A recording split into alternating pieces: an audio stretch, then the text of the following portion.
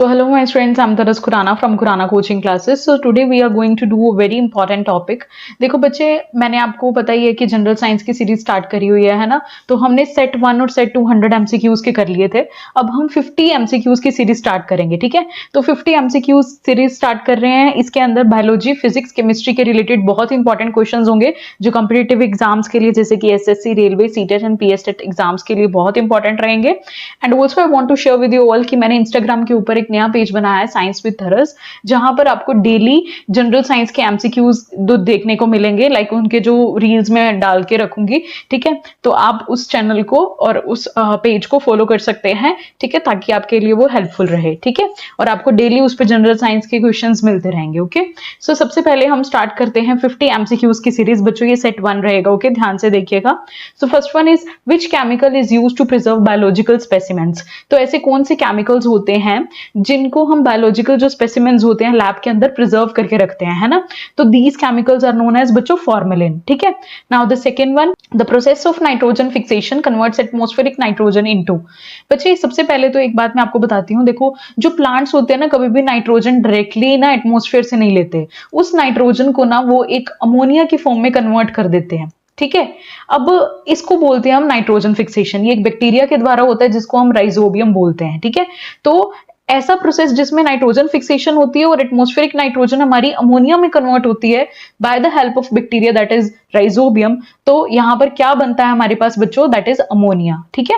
After that the third one, which part of human I is responsible for colour vision. देखो हमारे पास ना हमारी eyes के अंदर लाइट सेंसिटिव सेल्स होते हैं ना, रोड्स और कोन्स। अब कलर विजन के लिए कौन से सेल्स रिस्पॉन्सिबल है, कोन्स, ठीक है। और डार्क के लिए that is rods, okay. Now after that the fourth one, which metal is used in mobile phone batteries. Mobile phone batteries में कौन सा मेटल यूज होता है बच्चों, that is lithium, okay, B option will be the right one. Fifth one, which acid is used in manufacturing of explosives। जैसे कि TNT जो explosives होते हैं इनकी मैन्युफैक्चरिंग के लिए कौन सा एसिड यूज करा जाता है, दैट इज नाइट्रिक एसिड, ठीक है। नाइट्रिक एसिड कौन सा होता है, HNO3, ओके। बहुत सारी एक्स्ट्रा चीजें मैं साथ में बताऊंगी और नोट करते जाइएगा, okay. Boyle's law relates with which two properties of gas. तो बॉयल्स लॉ जो होता है वो किन टू प्रॉपर्टीज ऑफ गैस से रिलेट करता है बच्चों, the right answer will be option B, pressure and volume. इसका फॉर्मूला रहता है दैट इज P1V1, ठीक है, is equal to P2V2, okay. जिसका मतलब क्या है कि जब आप किसी भी गैस का प्रेशर इंक्रीज करते हो तो उसकी जो वॉल्यूम है ना बच्चों वो डिक्रीज हो जाएगी, okay. After that the seventh one, the frequency of ultrasound is. अब अल्ट्रासाउंड आपको पता है these are the different ranges of sound, है ना, इंफ्रासोनिक, अल्ट्रासोनिक, ठीक है। तो ये हमारे पास अल्ट्रासाउंड जो रेंज होती है that is above 20 kilo hertz, okay. Hertz किसकी यूनिट है, फ्रीक्वेंसी की, alright, kilo hertz, okay. So eighth one, scurvy affects which part of the body first. तो जो स्कर्वी होती है वो हमारी कौन सी बॉडी पार्ट को अफेक्ट करती है बच्चों, स्कर्वी पहली बात तो एक डेफिशिएंसी डिजीज है ना, जो कि किसकी डेफिशिएंसी की वजह से होता है, दैट इज विटामिन सी की डेफिशिएंसी से, याद रखिएगा। और ये अफेक्ट करता है पहले गम्स को, okay. After that the ninth one, isotones are the atoms of having same number of। हमने आइसोबार्स और आइसोटॉप्स तो कर लिए थे लास्ट वीडियो के अंदर। अब हमने इससे पूछ रहे हैं कि आइसोटोन्स क्या होते हैं बच्चे, those having same number of neutrons. तो iso means that is related to same, okay, same number of neutrons, isotones. All right, after that the 10th one, the work done on an object is zero if the angle between the force and displacement is। देखो बच्चे जो work done होता है वो कहते हैं कब zero होगा, अगर फोर्स और डिस्प्लेसमेंट के बीच में क्या एंगल रहेगा। देखो एक तो मैं आपको फॉर्मूला बताती हूँ, वर्क डन का जब भी एंगल के रिलेटेड कोई फॉर्मूला आ जाए that is FS cos theta, ठीक है। अब आप यहाँ पे थीटा अगर आपका 90 रहेगा यानी कि एंगल 90 रहेगा आपका, तभी हमारे पास जो वर्क डन है वो क्या बन के आएगा, दैट इज जीरो, ठीक है, क्लियर। तो 90 will be the right answer, okay. After that the 11th one, what is the value of G, that is universal gravitational constant. अब G हमारे पास क्या है, that is the universal gravitation constant. इसकी value याद रखनी पड़ेगी आपको, that is 6.67 into 10 to the power -11 newton metre square per kg square, okay, very important. Now the 12th one, study of algae, ठीक है। एल्गी की स्टडी को क्या बोला जाता है बच्चों, दैट इज फाइकोलॉजी। मैंने पिछली वीडियोस में बताया था जब भी आपसे स्टडी के रिलेटेड पूछा जाएगा क्वेश्चन तो पीछे लॉजी लगा होता है, विच मीन स्टडी, ठीक है। And phyco word is related to algae, तो फाइकोलॉजी। माइकोलॉजी किसकी स्टडी को बोला जाता है, दैट इज फंगई की, ठीक है। साइटोलॉजी सेल की स्टडी को बोला जाता है, हिस्टोलॉजी टिश्यू की स्टडी को बोला जाता है, याद रखिएगा। After that the 13th one ये आ गया, देखो स्टडी ऑफ टिश्यूज को क्या बोला जाता है, हिस्टोलॉजी बच्चों, okay, B option. Now 14th one, which acid is present in tea. Tea के अंदर कौन सा एसिड प्रेजेंट होता है बच्चों, tannic acid, okay. Now 15th the pH value of pure milk की पीएच वैल्यू क्या रहती है, दैट इज 6.5 के नियर अबाउट रहती है, 6.5 से वेरी करती है, 6.7 तक चली जाती है। Okay, now the 16th one, who is credited with the discovery of neutron, neutron की डिस्कवरी किसने करी है बच्चों, the right answer will B बच्चों जेम्स चैडविक। जे थॉमसन ने इलेक्ट्रॉन की डिस्कवरी करी है, ठीक है। अर्नेस्ट रदरफोर्ड ने न्यूक्लियस के बारे में बताया था हमें, नील बोहर ने पूरा एटॉमिक स्ट्रक्चर एक्सप्लेन करा था, ठीक है, याद रखिएगा, very important. The right answer will B James Chadwick, जिन्होंने न्यूट्रॉन की डिस्कवरी करी है। Now the 17th one, what is the chemical formula of benzene, benzene का केमिकल फॉर्मूला क्या रहता है बच्चों, दैट इज C6H6, ठीक है। इसके अंदर जो बेंजीन का स्ट्रक्चर है मैं आपको बताती हूँ, जिसमें ऑल्टरनेट पे डबल बॉन्ड लगे होते हैं, ठीक है। Now the scientific study of rocks, rocks की साइंटिफिक स्टडी को क्या बोला जाता है, दैट इज पेट्रोलॉजी बच्चों। Okay, B option. 19th the study of soil is called, soil की स्टडी को क्या बोलते हैं, दैट इज पेडोलॉजी, ध्यान रखिएगा।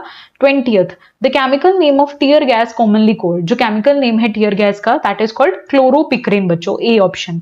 Okay, 21st the biological process that converts ammonia into nitrites is known as, देखो बच्चे अभी मैंने पीछे बताया कि अमोनिया में कन्वर्ट होता है, पर अमोनिया के आगे भी नाइट्राइट्स में कन्वर्ट करा जाता है सॉइल के अंदर, तो इस प्रोसेस को हम निट्रिफिकेशन बोलते हैं, ठीक है, C option. 22 which is the largest phylum in the animal kingdom, animal kingdom के अंदर लार्जेस्ट फाइलम कौन सा आ जाता है बच्चों, आर्थ्रोपोडा, जिसमें इंसेक्ट्स आ जाते हैं, ठीक है। After that 23rd the property of metal by which they can be beaten into thin sheets, ऐसी property of metal जिसमें जो metal को thin sheets में convert करा जाता है, that is called malleability, क्या बोलते हैं, malleability। अगर thin wires में करेंगे तो ductility, conductivity that is related to the, जो कि electricity pass के लिए हो गया, और sonorous उसकी sound के basis पे, ठीक है। Now the 24th what is the chemical name of vitamin B6, B6 का chemical name क्या रहेगा बच्चों, that is pyridoxine, ठीक है, C option। 25th in which of the following disease copper accumulates in the tissues, देखो बच्चे हमारे tissues के अंदर ना कॉपर की एक्यूमुलेशन हो जाती है, एक्यूमुलेशन मतलब कॉपर का फैल जाना टिश्यूज के अंदर, ठीक है, इस डिजीज को हम बोलते हैं बच्चों Wilson's disease. Okay, 26th what is another name for the blood cancer, blood cancer का अनदर नेम क्या रहेगा, दैट इज ल्यूकेमिया, ठीक है, that is related to the WBC's leukocytes. Okay, action and reaction force act on, देखो बच्चे action and reaction क्या है, that is related to the Newton's third law of motion, ठीक है, जो कि क्या कहता है, to every action there is equal and opposite reaction. अब वो पूछ रहे हैं कि किन दो बॉडीज पे एक्ट करती है, या सेम डायरेक्शन में डिफरेंट बॉडीज पे, सेम बॉडी पे सेम पॉइंट पे। ऑफ कोर्स बच्चे ये एक्ट करेगी डिफरेंट बॉडीज पे, देखो तुम्हें पता ही है कि ताली दो हाथ से नहीं बचती है ना, तो दोनों को यूज करना पड़ता है, दोनों की गलती होती है। वैसे ये समझ लो कि अगर एक बॉडी एक्शन दिखा रही है अपना, तो दूसरी बॉडी उसका बदले में रिएक्शन भी तो देगी ना, तो इसीलिए डिफरेंट बॉडीज पे एक्ट करते हैं। 28th candela is SI unit of, अब जो कैंडेला होती है वो एसआई यूनिट किसकी होती है बच्चों, दैट इज ल्यूमिनस इंटेंसिटी की। Okay, clear. After that recoil of gun is an example of, जो रिकॉइलिंग है गन की, that is an example of conservation of linear momentum. Okay, 30th loudness of sound depends upon, loudness जो है वो किस पे depend करती है, एम्पलीट्यूड पे बच्चों। जैसे कि ये हमारी कोई भी वेव है, ठीक है, यहाँ पर तो एम्पलीट्यूड क्या होती है, दैट इज, ठीक है, ये वाली, इसको हम एम्पलीट्यूड बोलते हैं बच्चों। Clear. After that Which group of elements is known as a halogens? अब 31 to 40 क्वेश्चंस ना बहुत इंपॉर्टेंट रहेंगे, वैसे तो पूरी वीडियो में मैंने इंपॉर्टेंट डाले हैं, बट 31 to 40 क्वेश्चंस इसीलिए इंपॉर्टेंट है बिकॉज ये पीरियोडिक टेबल में से हैं, तो इनको ध्यान से देखिएगा। ओके, पीरियोडिक टेबल में से पेपर में बहुत क्वेश्चन पूछे जाते हैं, तो ध्यान से। Which group of elements is known as halogens? halogens जो होते हैं ये कौन सा ग्रुप आ जाता है बच्चों, ग्रुप नंबर 17। ग्रुप नंबर 1 में आ जाते हैं हमारे एल्कली मेटल्स, कौन से आते हैं, एल्कली मेटल्स। ग्रुप नंबर 2 के आ जाते हैं हमारे पास एल्कली अर्थ मेटल्स। ओके, अब मैं जो बता रही हूँ ध्यान से सुनना। अब ग्रुप नंबर 18 में आ जाती हैं नोबल गैसेस, ठीक है, ये कौन सी आ जाती हैं बच्चों, नोबल गैसेस, ध्यान रखिएगा। Group number 17 halogens. 32 what is the total number of periods and groups in the modern periodic table. अब जो हमारा मॉडर्न पीरियोडिक टेबल है that is given by Henry Moseley, याद रखना, जिन्होंने एटॉमिक नंबर के इंक्रीजिंग ऑर्डर में जो है पीरियोडिक टेबल अरेंज करा था, ठीक है, increasing order of atomic number, ध्यान रखना। अब इसके अंदर कितने पीरियड्स हैं, that is 7 periods and 18 groups. Periods क्या होते हैं, that is related to horizontal, ठीक है, इस तरह से हॉरिजॉन्टल जो अपने पास एलिमेंट्स होंगे, और ग्रुप्स क्या होते हैं, ऐसे वर्टिकल ग्रुप। ओके, तो ये 18 होते हैं और ये 7 होते हैं, ध्यान रखिएगा। After that 33rd the elements of group 2 in the modern periodic table are called. अब ग्रुप 2 के मैंने पीछे ही बताया, अभी याद हो गया होगा आपको, अल्कलाइन अर्थ मेटल्स होते हैं, ठीक है। Now 34th which non metal is known as lustrous shiny. अब पता क्या होता है पेपर में ना, तुमसे ये नहीं पूछते कि मेटल्स की प्रॉपर्टी बताओ नॉन मेटल की, तुमसे पूछेंगे एक्सेप्शनल केसेस, ठीक है। जैसे कि ऐसा नॉन मेटल बताओ जो कि लस्ट्रस है। अब वैसे नॉन मेटल क्या होते हैं, दे आर डल, है ना, उनकी कोई शाइनी सरफेस नहीं होता, बट यहाँ पे पूछा गया नॉन मेटल जिसका शाइनी सरफेस होता है, that is iodine, okay, iodine, alright. After that 35th which metal is a highly reactive. ऐसा कौन सा मेटल है जो बहुत ही ज्यादा रिएक्टिव है और जिनको केरोसिन ऑयल में डिप करके रखा जाता है टू प्रिवेंट एक्सप्लोसिव और accidental fires. The right answer will be both A and B बच्चों, C option. Sodium and potassium को केरोसिन ऑयल में स्टोर करा जाता है। After that 36th who propose the law of octave. Law of octave किसने दिया था elements को अरेंज करने के लिए। देखो बच्चे जो लॉ ऑफ ऑक्टेव है, पहली बात तो इसमें क्या मतलब है कि एवरी फर्स्ट एलिमेंट और 8th एलिमेंट की प्रॉपर्टी सेम निकल के आई थी। अब ये किन्होंने कहा था, ये जॉन न्यूलैंड ने कहा था, जिन्होंने लॉ ऑफ ऑक्टेव दिया है, ठीक है। हर फर्स्ट एलिमेंट की प्रॉपर्टी 8th एलिमेंट से मैच करेगी, that is said by the John Newland. 37th which block of periodic table contain metal, non-metal, metalloids। अब ऐसा periodic table का पार्ट जिसमें metal, non-metal और metalloid आएंगे, that is p block, ठीक है, b ऑप्शन। आपको पता होना चाहिए ये हमारे s block एलिमेंट्स रहते हैं, बीच में हमारे d block एलिमेंट आ जाते हैं एंड यहाँ पर हमारे p block एलिमेंट्स हैं और ये हमारा सारा जो होगा दैट इज f block के एलिमेंट्स, ठीक है, clear. After that the elements of group number 15 in the periodic table are.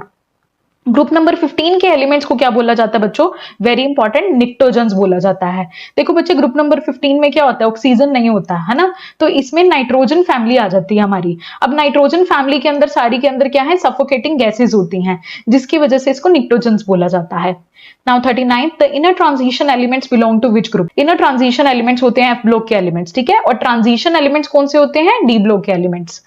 After that 40th group number 11 of the periodic table copper silver gold is traditionally known as। देखो बच्चे पहले group number 11 के अंदर ना copper silver gold होते हैं, तो इन्हें कौन से मेटल से जाना जाता है, ऑफ कोर्स कॉइनेज मेटल से, क्योंकि इनके कॉइन्स बनते हैं ऑफ कोर्स, है ना। 41st the value of acceleration due to gravity is. देखो बच्चे बहुत इंपॉर्टेंट है, इसको सॉल्व कैसे करना है। देखो पहले तो कह रहे हैं कि maximum at equator, minimum at poles, या maximum at the poles and minimum at the equator, या हर जगह सेम रहेगी या जीरो रहेगी पोल्स पे। एक्चुअल में क्या होता है, जो हमारे अर्थ का सरफेस होता है ना, यानी कि जो हमारे अर्थ का स्ट्रक्चर है दैट इज ऑब्लेट स्फीयर, है ना, तो यहाँ पर ना क्या होता है हमारे पास ना इक्वेटर पे क्या होता है, रेडियस ज्यादा होता है बच्चे, ठीक है, इक्वेटर का जो रेडियस होता है वो ज्यादा होता है, और अगर हम पोल्स की बात करें, पोल्स पे जो रेडियस होता है वो कम होता है। अब अगर हम बात करें ग्रेविटेशन की, ग्रेविटी की, that is acceleration due to gravity, इसका फॉर्मूला रहता है gm/r²। क्या रहता है, gm/r²। अब देखो मैंने तुम्हें बताया कि पोल्स पे रेडियस कम होता है, अगर रेडियस कम होगा तो एक्सेलरेशन ड्यू टू ग्रेविटी क्या होगी, ज्यादा होगी, क्योंकि पोल्स पे रेडियस कम है। इक्वेटर पे तो रेडियस ही ज्यादा है, तो फिर एक्सेलरेशन ड्यू टू ग्रेविटी अपने आप ही कम हो जाएगी, इसीलिए the answer will be maximum at poles and minimum at the equator, ठीक है। बहुत इंपॉर्टेंट है, चीजों को ना अच्छे से समझ के करा करो, ये नहीं है कि तुमने ऐसे रट्टाफिकेशन से काम नहीं चलता होता, क्लियर, अच्छे से करा करो उसको समझ के, कंसेप्ट के through. Which part of the human brain control vital involuntary actions. अब कैसा पार्ट ह्यूमन का ब्रेन का जो कि इनवॉलेंट्री एक्शंस जैसे कि बॉडी टेम्परेचर, हंगर और थर्स्ट को कंट्रोल करता है, that is hypothalamus, okay. 43rd the biological process where plants lose water in the form of liquid droplets from the margins is known as। अब बच्चे क्या करेंगे, फटाफट से यहाँ पे लगा देंगे ट्रांसपिरेशन। क्यों, क्योंकि उन्होंने यहाँ पर वर्ड नहीं देखा लिक्विड ड्रॉपलेट्स। वेपर के फॉर्म में अगर जो होता है वाटर का लॉस होता है दैट इज कॉल्ड ट्रांसपिरेशन बच्चों, और ये सबसे पहली बात ये स्टोमेटा के थ्रू होता है, ठीक है, पूरे लीफ के सरफेस में से होता है, बट यहाँ पे पूछ रहे हैं कि मार्जिन से हो रहा है और लिक्विड ड्रॉपलेट्स के फॉर्म में हो रहा है, तो दैट इज कॉल्ड गटेशन बच्चे, ठीक है, क्लियर। और ये हाइड्रोथोड से होता है, याद रखिएगा। After that 44th aqua regia is a highly corrosive liquid capable of dissolving gold and platinum, is a mixture of concentrated hydrochloric acid and concentrated nitric acid। तो aqua regia जो होता है एक ऐसा सोल्यूशन होता है, लिक्विड होता है जो कि गोल्ड और प्लेटिनम को साफ करने के लिए that is also used by the Goldsmith, ठीक है। तो इसमें HCl और निट्रिक एसिड को लेते हैं हम, तो इसमें HCl कितना रहता है 3 और 1 में हम लेते हैं दैट इज निट्रिक एसिड, यानी कि 3:1 में, ध्यान रखिएगा, बहुत important. 45th which of the following substances is considered as natural polymer। Natural polymer, polymer क्या होता है, जो मोनोमर्स को जोड़ के बनता है। तो नेचुरली हमें जो पॉलीमर मिलता है that is a cellulose. Okay, now 46th, the Widal test is commonly blood test use for the diagnosis of, ये टाइफाइड फीवर के लिए यूज होता है and typhoid is caused by salmonella typhi, जो कि बैक्टीरिया के थ्रू होता है, ध्यान रखना। 47th, a uniform wire of resistance R is stretched until its length is doubled and its new resistance is, बड़ा ही अच्छा क्वेश्चन है ये बच्चे, रेजिस्टेंस के रिलेटेड क्वेश्चन आ जाते होते हैं। तो सबसे पहले क्वेश्चन में क्या कह रहे हैं वो ध्यान से समझो। तो रेजिस्टेंस हमारे पास क्या है, रेजिस्टेंस का फॉर्मूला होता है बच्चे रो एल बाई ए। क्या फॉर्मूला रहता है, रो एल बाई ए, ठीक है, लेंथ और एरिया। अब वो क्वेश्चन में क्या कह रहे हैं कि कहते कि अगर हम लेंथ को डबल कर दें, ठीक है, लेंथ को डबल कर देंगे तो एरिया हाफ हो जाएगा एट कांस्टेंट वॉल्यूम, ठीक है, मानते हो ये बात। अब ये जो 2 है ये ऊपर चला गया, तो मेरे पास यहाँ पर जो न्यू रेजिस्टेंस निकल के आएगा वो क्या हो जाएगा, ठीक है, ये एल बाई ए 2 हो गया, 2 मल्टीप्लाई 2, ये एल बाई ए यहाँ आ गया, और ये कितना हो गया, दैट इज 4R, ठीक है। तो हमारे पास नया रेजिस्टेंस कितना निकल के आ गया, 4R। ओके, ऐसे क्वेश्चंस आ जाते हैं, ध्यान रखना। 48th, the visible scattering of light beam as it passes through a colloidal solution like fog is scientifically termed as. अब आपको पता है कि हमारे पास सपोज करो यहाँ पे एक टॉर्च ले लो आप, ठीक है, अब यहाँ पे आपने ले लिया कोई भी कोलॉइडल पार्टिकल वाला सोल्यूशन, ठीक है, तो क्या होता है कि जब इसमें से ना हम लाइट पास करते हैं ना तो ये लाइट को स्कैटर कर देती है आगे, ठीक है, ये लाइट का पाथ हमें विजिबल होता है। क्यों विजिबल होता है, क्योंकि यहाँ पर हैं कोलॉइडल पार्टिकल्स। ये कोलॉइडल पार्टिकल्स क्या करते हैं, ये हमारे जो भी पार्टिकल्स हैं ये लाइट को स्कैटर कर देते हैं क्योंकि इनका साइज बड़ा होता है, और इस साइंटिफिकली इस चीज को बोला जाता है that is a Tyndall effect. Okay, clear. 49th, which hormone is primarily responsible for regulating the level of calcium and phosphate in human bloodstream? तो ऐसा हार्मोन जो कि कैल्शियम और फोस्फेट के लेवल को मेंटेन करके रखता है that is a parathyroid hormone, C option.